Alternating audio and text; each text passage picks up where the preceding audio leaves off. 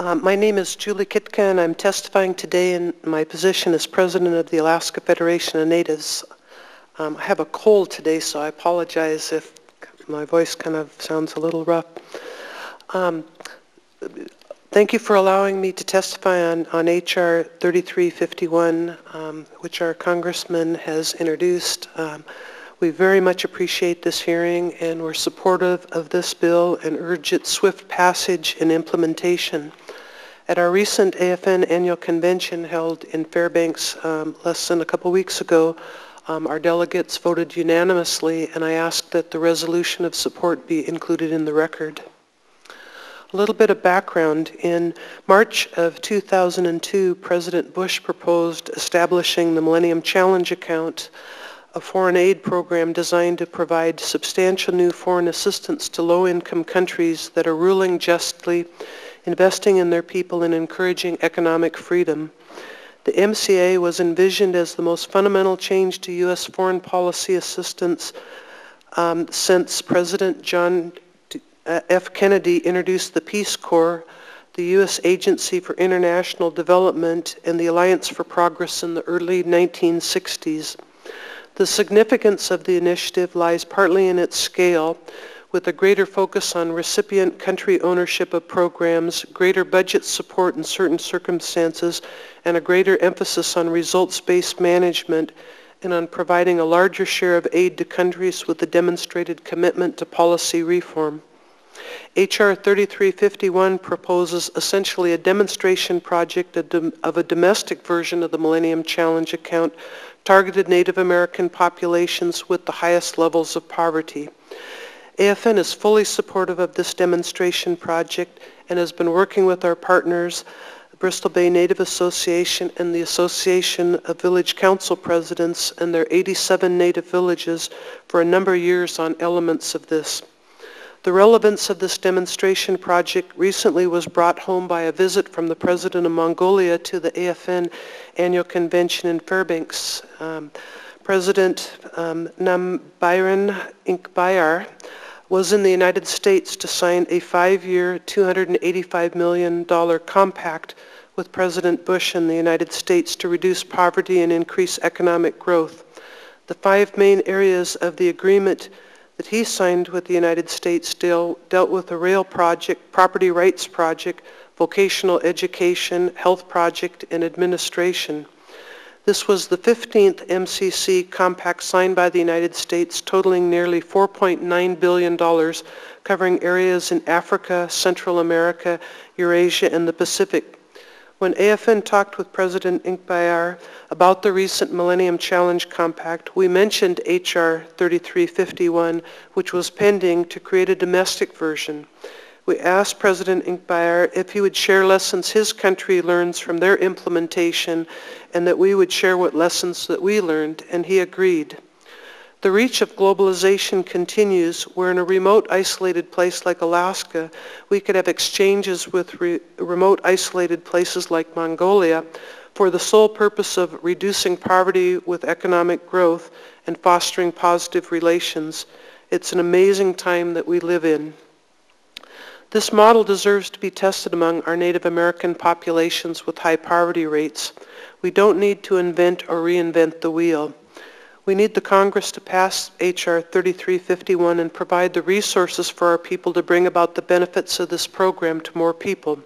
It can be replicated within the United States with predictable, positive results, and we will discover how to do it with your help. We can add to the collective knowledge about strengthening Native communities within the United States during periods of rapid change and uncertainty.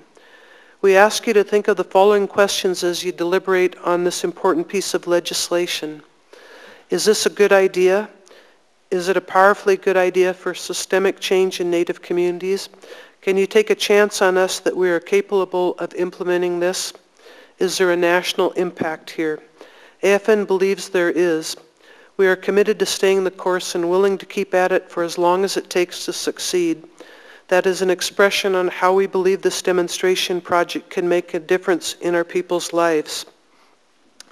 I know I'm running close on the time, wanted to ask for a couple resource materials to be added to the record.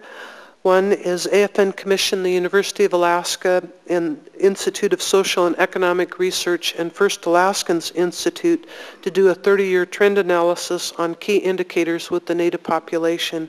And we ask that this trend analysis, the executive summary, be included in the record.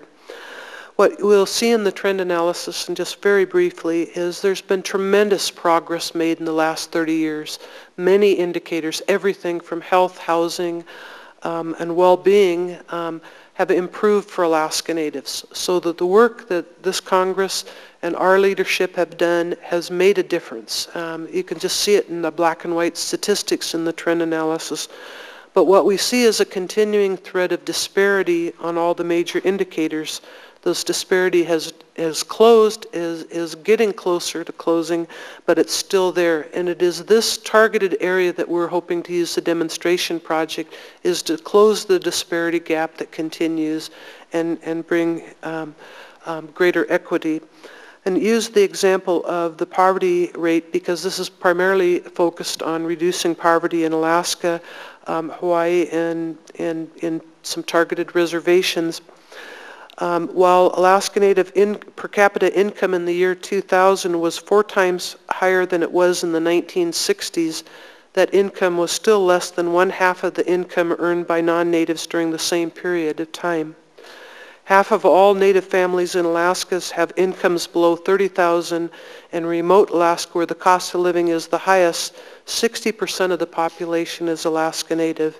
In fact, 1/4 of all Native families in remote Alaska live below the poverty level, and 1/5 of the Native population lives below the poverty level.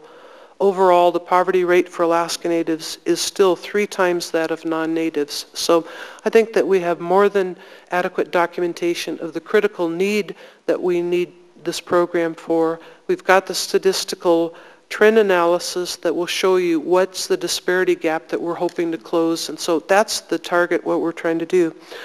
In addition to that, we have worked with you. In fact, the Congress a couple of years ago amended and put in a provision in the Denali Commission to direct them to do an assessment of these indicators on reducing poverty, and the contractor for the Denali Commission, the First Alaskans Institute, just completed in September of 2007 a lengthy report called Engaging Community Knowledge to Measure Progress, Rural Development Performance Measures, and we ask that that be put into the record, and I've given the clerk the volume of the report as well as the CD. So we have been working on this for a number of years, and we've been doing all the groundwork on the reports and the statistics, so that when we come to you and ask you for authorization of this bill and give us the resources to implement it, we will have all the statistical measurements that you can and the targeted focus. So I think that we're doing a lot of the preparation right now. The third thing I'd like to add, included in the record, is we have really been focused on this results-based management, and we're a great believer that the more that you focus in on what you're trying to accomplish, the greater success that you have. And we're very aware of the limited and tight environment you deal with as far as federal resources. So we want to make sure that whatever resources that we ask for are used as well and as smart and as leveraged as much as possible. And so we commissioned another analysis of results-based management processes used by the OMB, used by the Asian Development Bank to see another perspective on this results-based management. And then another model which RuralCap uses called the Roma model, and we ask that that analysis be put into the record because I think it's got some very relevant findings on this results-based management and how properly put together with our bill on that we could have great results.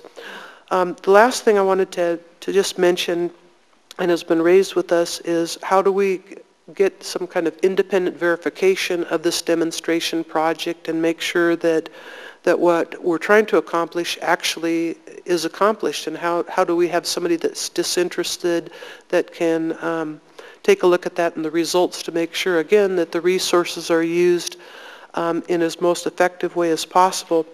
In this light, AFN has contacted the Center for Global Development and the Brookings Institute, which are both leading entities who've been following the MCC project since its inception.